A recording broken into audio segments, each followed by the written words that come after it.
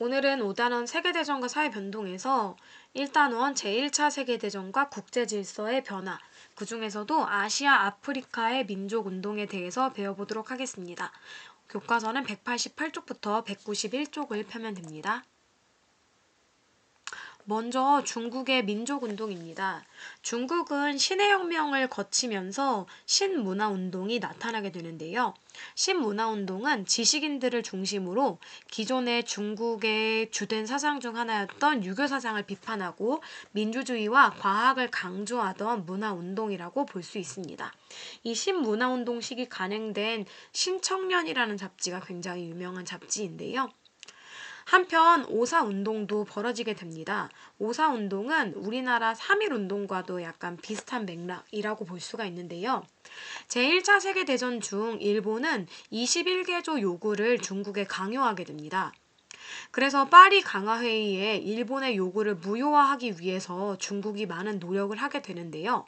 그럼에도 불구하고 서양 열강들은 산둥 지역, 중국의 오른쪽 위쪽에 있는 지역을 산둥 지역이라고 해요. 오늘날의 칭다오가 중심 도시인 지역인데요. 이 산둥 지역에 대한 일본의 이권을 승인하게 됩니다.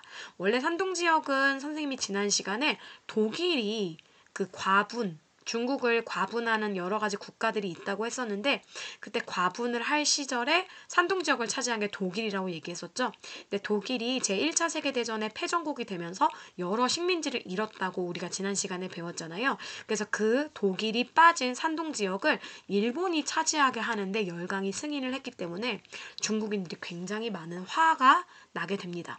그래서 베이징의 대학생을 중심으로 이런 21개조 요구를 철폐하고 신해혁명 이후에 각 지역에서 독자적인 군사를 키워서 세력화했던 군벌들을 타도해서 하나의 중국을 새롭게 만들려고 하는 민족운동이 전개되게 되는데 이것이 바로 오사운동입니다. 굉장히 중요한 운동이고 1919년에 일어났던 중국의 핵심 민족운동 중 하나입니다. 오사운동 이후에 중국에서는 당이 만들어지게 돼요. 하나는 중국 국민당, 하나는 중국 공산당이었습니다. 이렇게 중국 국민당과 중국 공산당은 서로 다른 이념을 가지고 있었기 때문에 사이가 좋지 않았는데요. 하지만 중국은 일본이라는 제국주의 세력이 침략을 하면서 여러 가지 문제가 일어났던 상황이었죠.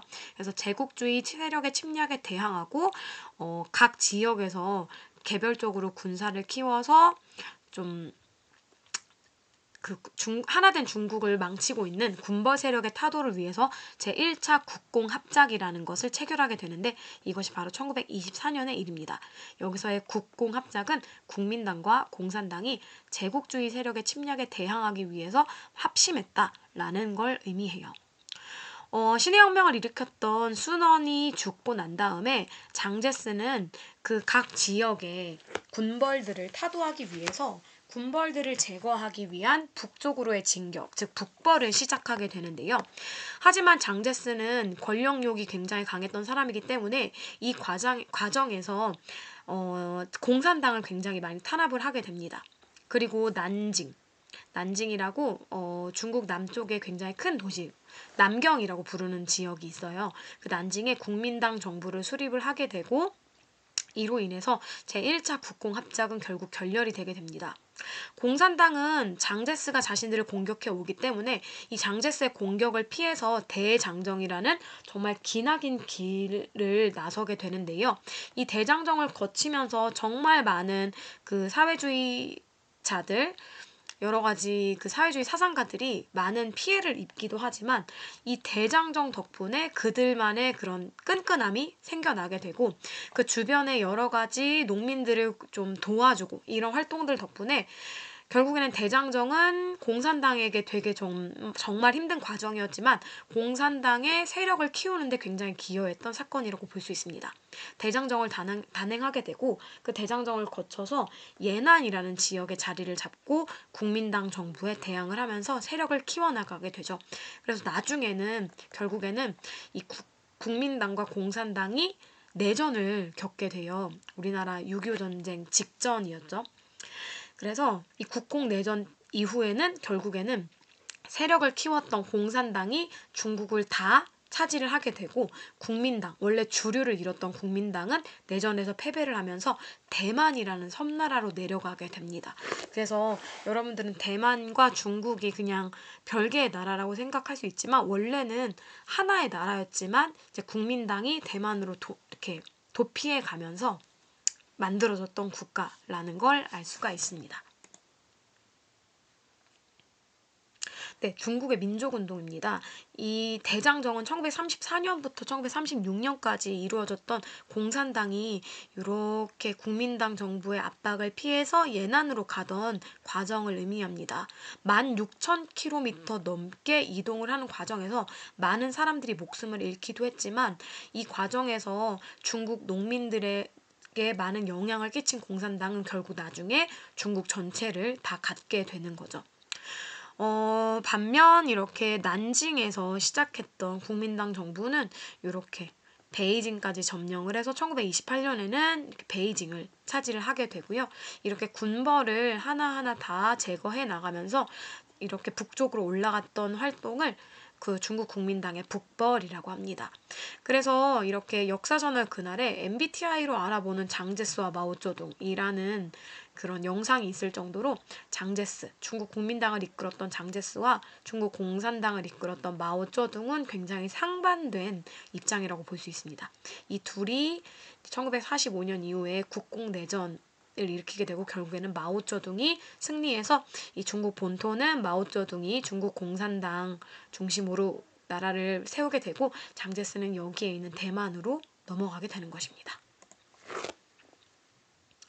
인도의 민족운동입니다. 인도는 우리 예전에 배웠던 것처럼 알 수 있듯이 영국의 지배하에 놓여 있었죠.